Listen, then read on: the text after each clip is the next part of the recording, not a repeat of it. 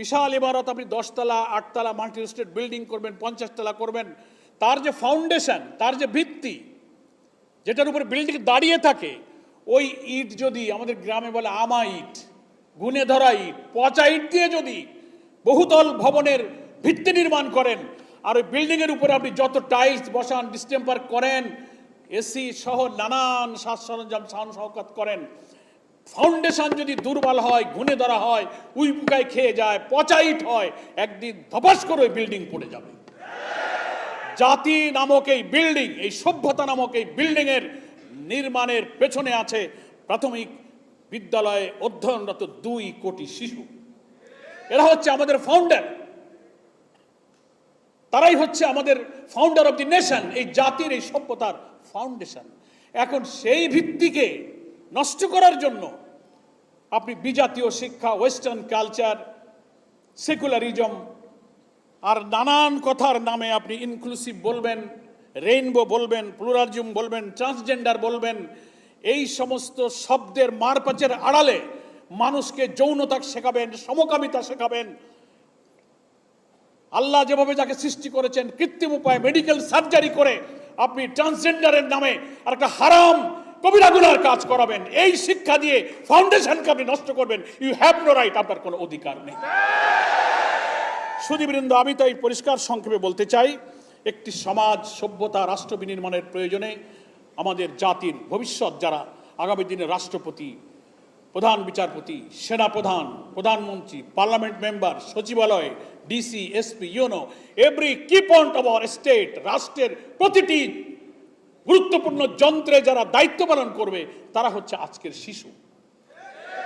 আপনি কি অবাক হয়ে শুনলেন, 1,18,000 বিদ্যালয়ে এখন 2 কোটি শিশু লেখাপড়া করছে। এরাই তো আগামী দিনে রাষ্ট্র চালাবে। এর মাথায় যদি যৌনতা ঢুকিয়ে দেন, সমকামিতা ঢুকিয়ে দেন, অশ্লীলতা ঢুকিয়ে দেন, আমার জাতীয় সভ্যতা, সংস্কৃতি, জাতিসত্তা, মূল্যবোধ বিরোধী চেতনা এখনই যদি ঢুকিয়ে দেন, তো এই সভ্যতা একদিন ধপাস করে পড়ে চুরমার হয়ে যাবে, এই সভ্যতা থাকবে না। পশ্চিমা দুনিয়া চাচ্ছে মুসলিম ঐতিহ্যবাহী যুগ যুগ ধরে সে আল্লাহর প্রিয় নবী, খোলাফায়ে রাশিদিনের এবং আমাদের মুসলিম শাসকদের গড়ে তোলা তিলে তিলে অনেক শাহাদাত, রক্তের বিনিময়ে ঐতিহ্যের এবং সভ্যতার বিশাল ইমারত যেন ধসে পড়ে যায়, দাঁড়িয়ে থাকতে না পারে। এটা হচ্ছে সেই পশ্চিমাদের একটি ষড়যন্ত্র। আমার সংক্ষেপ কথা হলো, আজকের এই জাতীয় মূল্যবোধ সংরক্ষণ পরিষদের যে প্রতিপাদ্য বিষয় নিয়ে সেমিনার, এটা অত্যন্ত সময়োপযোগী, যথার্থ এবং যৌক্তিক। অবিলম্বে আজকে প্রবন্ধকার সরকারের সাবেক সচিব যদি একটু আশ্বস্ত করেছেন যে প্রজ্ঞাপনটা জারি করা হয়েছিল সেটা উইথড্র করার জন্য আইন মন্ত্রণালয়ের বিবেচনাধীন আছে।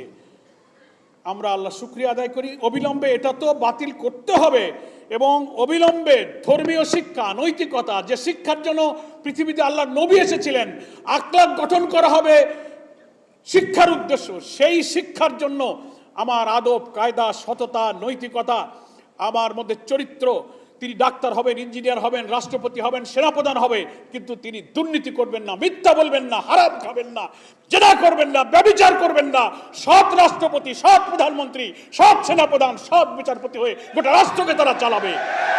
আজকের শিশুদের এই শিক্ষার সময় যদি এই ফাউন্ডেশন নির্মাণে এই বাংলাদেশ আমার সামনে বসা আছে, গোটা বাংলাদেশ এখানে বসা, আমরা যদি আপসহীন, অকুত ভয়, রাজনীতি, দলীয় স্বার্থের ঊর্ধ্বে একটু সিরিয়াস পদক্ষেপ না নিতে পারি, আমরা জাতির কাছে, আমার সন্তানের কাছে, প্রজন্মের কাছে আমরা দায়ী থেকে যাব।